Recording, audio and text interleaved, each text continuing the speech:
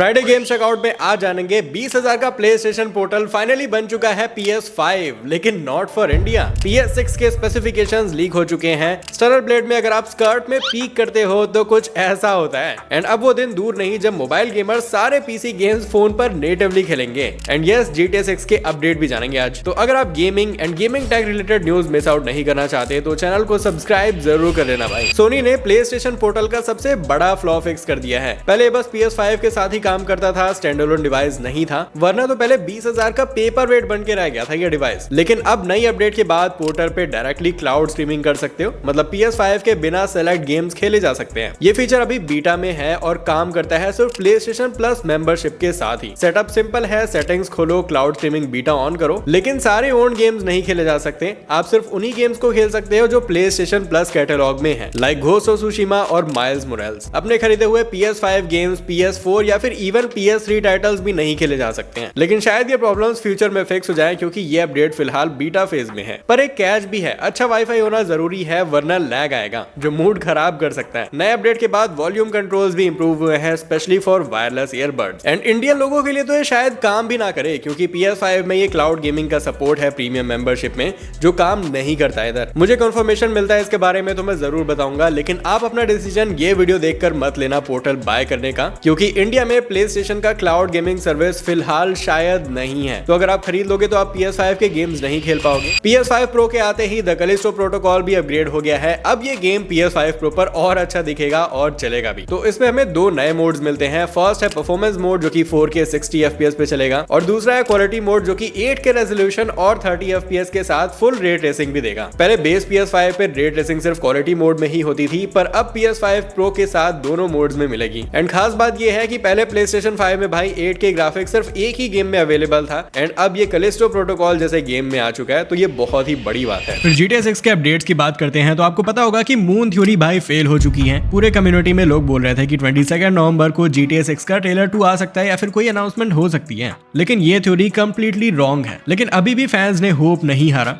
सितंबर के महीने में आपको याद होगा कि ऐसा बताया जा रहा था कि PlayStation ने GTA 6 के मार्केटिंग राइट्स एक्वायर कर लिए हैं। एंड सोनी ने अभी एक अनाउंसमेंट की थी जिसे बाद में रिमूव कर दिया गया था कि 3 दिसंबर को वो एक इवेंट करने वाले हैं जो कि इनका 30th एनिवर्सरी स्पेशल होने वाला है। तो लोग ऐसा कह रहे हैं कि इसमें कोई गेम अनाउंसमेंट हो सकती है क्योंकि स्टेट ऑफ प्ले तो दिसंबर एंड में होने वाला है। एंड यहीं पे फैंस ऐसा कह रहे हैं कि अगर GTA 6 की मार्केटिंग को एक्वायर कर दिया है PlayStation ने तो शायद इस इवेंट में कुछ हो सकता है। और अच्छी बात यह है कि इसके लिए आपको बस ज्यादा नहीं, सिर्फ एक हफ्ते का वेट करना। वुल्वरीन PS5 का अगला ट्रेलर शायद जल्दी आने वाला है। रूमर्स बोल रहे हैं कि इसका नेक्स्ट अपडेट TGA 2024 यानी कि द गेम अवार्ड्स में ड्रॉप हो सकता है। मतलब साल खत्म होने से पहले एक और धमाका हो सकता है भाई। इंसोम्निया गेम्स का ये प्रोजेक्ट पहले ही फुल थ्रॉटल पर चल रहा है। पहले वाले टीजर में हमने सिर्फ वुल्वरीन भाई के क्लॉज ही देखे थे और उतने से ही फैंस पागल हो गए थे। अब एक्सपेक्टेशंस ये है कि नए ट्रेलर में गेम प्ले या फिर स्टोरी के बारे में कुछ ज्यादा चीजें हमें देखने मिलेंगी। सोनी के नेक्स्ट जेन कंसोल PS6 और अपकमिंग हैंडहेल्ड डिवाइसेस के कुछ टेक लीक्स हो गए हैं। दोनों ही AMD के पावरफुल हार्डवेयर का यूज करेंगे। सबसे पहले जानते हैं PS6 के बारे में। तो इसमें AMD का नया UDNA आर्किटेक्चर यूज होगा जो MI 400 और RX 9000 GPUs के साथ मिलेगा। RDNA का जमाना फाइनली खत्म। जो नेक्स्ट आर्किटेक्चर होगा उसका नाम होने वाला है UDNA। CPU अभी डिसाइड नहीं हुआ है कि PS6 में Zen 4 प्रोसेसर यूज किया जाएगा या फिर Zen 5, लेकिन हाँ, दोनों ही प्रोसेसर काफी पावरफुल होते हैं। सोनी का अगला हैंडहेल्ड भी AMD का ही हार्डवेयर यूज करेगा, तो ग्राफिक्स और परफॉर्मेंस में कॉम्प्रोमाइज शायद नहीं होने वाला है। और सुनने में तो ये भी आया है कि ये PS5 के गेम्स को रन करने वाला है और इसका डायरेक्ट कॉम्पिटिटर होगा Nintendo Switch 2। Warframe the hit sci-fi action game जो कि PC पर बहुत ही पॉपुलर है इज कमिंग टू एंड्रॉइड, जो कि इसी साल iOS पे भी रिलीज हुआ था। तो काफी बढ़िया भाई। अब मोबाइल गेमर्स के पास BGMI, फ्री फायर और कॉल ऑफ ड्यूटी के अलावा भी कुछ और ऑप्शंस मिल ही गए।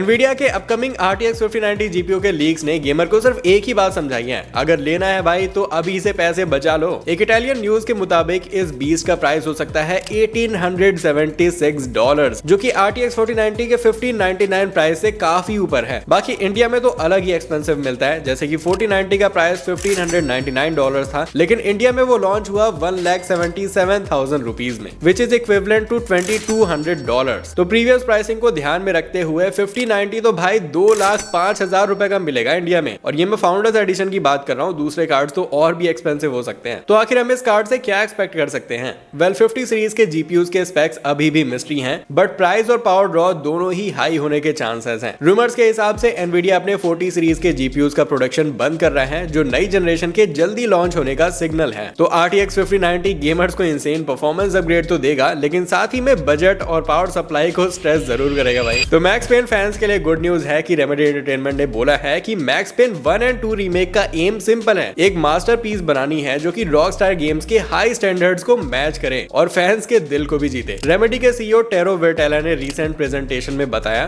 कि मैक्स पेन उनके लिए पर्सनल है क्योंकि ओरिजिनल गेम्स भी उन्होंने ही बनाए थे। रॉकस्टार के साथ काम करना उनके लिए एक बड़ा अपॉर्चुनिटी है और दोनों कंपनीज मिलकर इस रीमेक को टॉप नॉच बनाने पर फोकस कर रहे हैं। प्रोडक्शन अपडेट ये है कि अभी तक का काम रेमेडी के एक्सपेक्टेशन के अकॉर्डिंग ही चल रहा है। गेम के माइलस्टोन्स टाइम पर अचीव हो रहे हैं और रेमेडी का कहना है कि ये प्रोजेक्ट उनके डेवलपर्स के लिए पैशन का काम है। इसके साथ साथ रॉकस्टार इस गेम का फुल फंडिंग और मार्केटिंग भी हैंडल कर रहे हैं क्योंकि क्वालिटी स्टैंडर्ड्स काफी हाई है भाई। तो इससे ये तो पता चलता है कि रेमेडी वाले भाई काफी ज्यादा पैशनेट हैं इस गेम को लेकर और डिफेक्टिव एडिशन जैसा काम तो भाई बिल्कुल भी नहीं होने वाला है। आप बिल्कुल टॉप नॉच गेम एक्सपेक्ट कर सकते हो रेमेडी से। स्टेलर ब्लेड गेम का नियर ऑटोमेटा DLC आ चुका है और इसमें एक ईस्टर एग है। इसमें जो 2B फीमेल एंड्रॉइड है, अगर आप उसके स्कर्ट में पीक करते हो तो कुछ ऐसा रिएक्शन आता है। और फन फैक्ट, अगर आप नियर ऑटोमेटा गेम में यही सेम चीज 10 बार करते पकड़े गए तो उस गेम में भी कुछ ऐसा ही रिएक्शन मिलता है, लेकिन एक अचीवमेंट भी अनलॉक हो जाती है जिसका लिटरली नाम है व्हाट आर यू डूइंग। भाई इतना एम्बैरेसिंग अचीवमेंट मैंने अपने लाइफ में कभी नहीं देखा। तो आप मुझे कमेंट्स में बताओ कि आप इस अचीवमेंट को अनलॉक करना चाहोगे या फिर नहीं। तो काफी फनी स्टोरी है भाई फ्रांस से।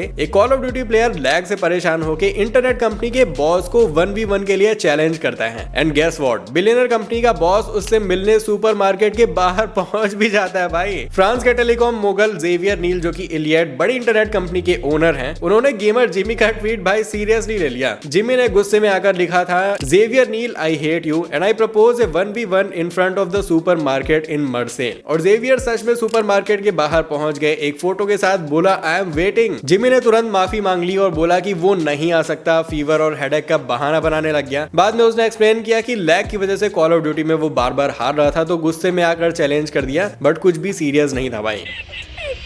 क्वालकॉम का नया स्नैपड्रैगन 8 एलीट चिपसेट काफी पावरफुल निकला। रीसेंट टेस्ट में दिखाया गया कि इसका एड्रीनो 830 GPU गेमिंग हैंडहेल्ड में यूज होने वाले रेडियन 780M GPU से बेटर परफॉर्म कर रहा है। 3D mark steel nomad light benchmark में एड्रीनो 830 ने 2681 पॉइंट स्कोर किए हैं, जबकि रॉग एलाई का रेडियन 780M थोड़ा पीछे रह गया विद 2547 पॉइंट्स। लेकिन एक और टेस्ट में रेडियन 780M ने एड्रीनो 830 को पीछे छोड़ दिया विद ए हायर 2859 पॉइंट्स। लेकिन इससे क्या फर्क पड़ता है? देखो, स्नैपड्रैगन 8 एलीट का एडवांटेज है लो पावर ड्रॉ और एफिशिएंसी। वही गेमिंग हैंडहेल्ड जैसे कि रॉग एलाई में कूलिंग सिस्टम बेटर होते हैं जो उन्हें स्टेबल परफॉर्मेंस देते हैं। स्मार्टफोन्स में ऐसा नहीं है, बट वेपर चेंबर कूलिंग काफी हेल्प कर सकता है। तो अगर स्मार्टफोन्स में कूलिंग अच्छी हुई तो पीसी वाले ज्यादातर गेम्स मोबाइल पर भी खेले जा सकते हैं अगर वो पीसी से एंड्रॉइड के लिए पोर्ट हो गए तो, वरना आजकल एम्यूलेटर से तो गेम्स चल ही जाते हैं। साइबरपंक 2077 चल रहा है भाई एक एंड्रॉइड फोन पे, वो भी 60 FPS के साथ,